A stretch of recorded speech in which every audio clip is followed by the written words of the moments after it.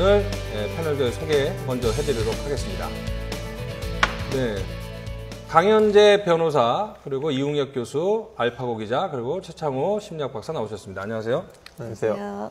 예, 먼저 첫 번째 주제 살펴보도록 하겠습니다. 이 설악산 오색 케이블카 노선이 최종 확정이 됐습니다. 이제 앞으로 사업이 본격 추진될 텐데요.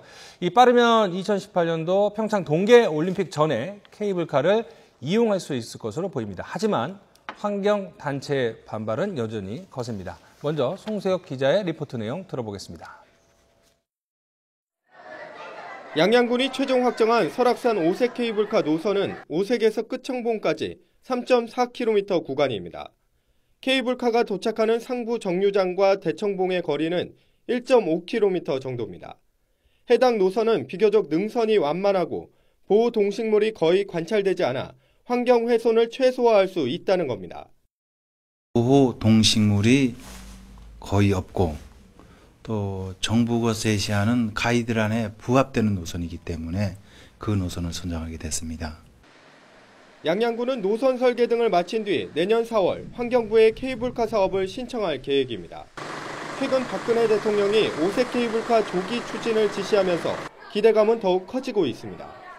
순조롭게 추진되면 평창 동계올림픽이 열리기 직전인 2018년 1월쯤 케이블카가 완공될 전망입니다. 하지만 환경단체의 반발은 여전합니다. 케이블카 설치를 전제로 한 논의는 의미가 없다며 이번 오색 케이블카 노선 선정 토론회에도 참석하지 않았습니다. 범국민대책위원회 재발 쪽식을 통해서 현장 모니터링을 한다든지 1인 시위를 한다든지 그리고 서명을 받는 이런 활동들을 해나가려고 하고 있습니다. 국립공원위원회에서 지난 2012년과 지난해 두 차례 부결된 이후 세 번째 추진되는 설악산 오색 케이블카 사업.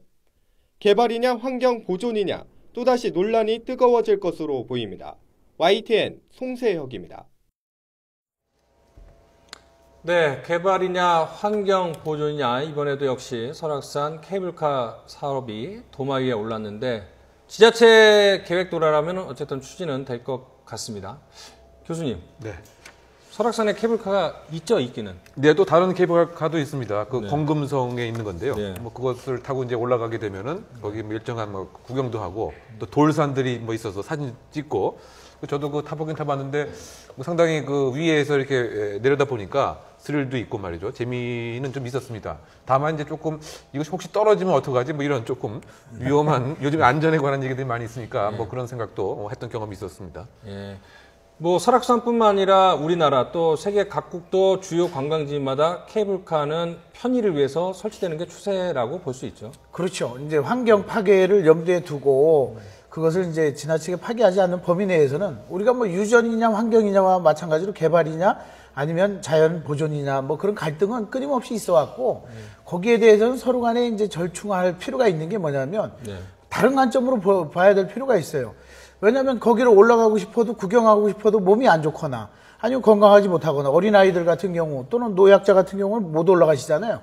그런 측면에서 접근할 필요도 있는 거고 다만 그런 것이 환경에 있어서 핵심적인 요소를 건드리느냐를 염두에 둬야 되지 그것이 과연 환경 파괴만으로 이야기를 할 수 있느냐 그건 좀 아닌 것 같고 저는 뭐 그 외국을 나가도 사실은 빠른 시간 내에 거기를 둘러보고 하다 보면 뭐 오랜 시간을 가지고 가는 게 아니라면 결국은 케이블카를 타고 거기를 전체 전망을 하고 관광하는 것 그런 것들이 사실은 또 기억에도 남고 저는 뭐 양양군하고는 아무 상관이 없지만은 설악산의 어떤 환경 내지는 자연미를 파괴하지 않는 범위라면 많은 사람들이 설악산의 관광 특히나 이제 18년 평창 올림픽이라든가 지금 양양공항이 거의 폐쇄되기 직전이었지만은 중국 관광객들이 많이 들어오면서 좀 활성화되잖아요.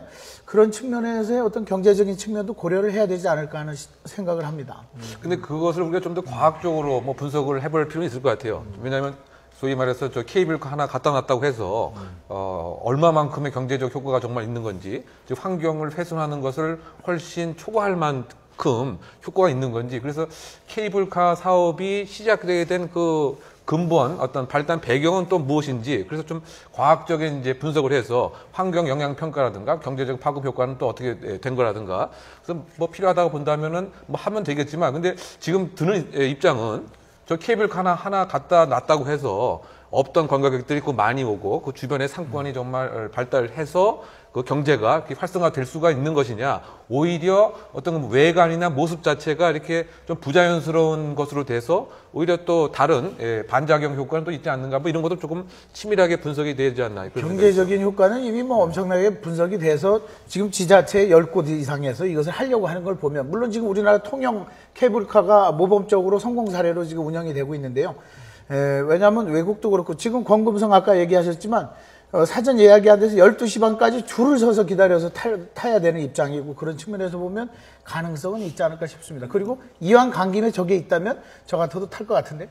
네. 저도 얼마 전에 남산 케이블카를 또 갔는데 사람들이 굉장히 많이 기다려서 가요. 그리고 그 인근에 뭐 음식점이라든지 이런 것들이 굉장히 활성화돼 있고, 그래서 경제적인 효과는 뭐 예상이 되는데, 일단 저는 뭐 노약자는 아니지만 사실 산을 직접 오르는 걸 별로 안 좋아해서 케이블카를 저는 굉장히 선호하는 편인데, 경제적인 측면으로 봤을 때는 사실 우리나라가 지금 국민 개개인뿐만 아니라 우리 국가 자체도 먹고 살 문제가 굉장히 한계점에 부딪히고 있잖아요. 그러다 보니 전통적인 제조뿐만 아니라 뭐 관광, 뭐 한류 같은 문화, IT 이쪽으로 굉장히 확장적으로 눈을 돌릴 필요성은 반드시 있거든요. 다만 이제 또 우려되는 부분은 대통령의 지시다, 또는 뭐 대통령이 굉장히 좋아한다 이 사업을, 이런 것 때문에 또 막 부랴부랴 뭐 졸속으로 진행되는 일은 없었으면 좋겠고, 우리 교수님 말씀처럼 환경 평가가 충분히 이루어져야 된다라고 생각합니다.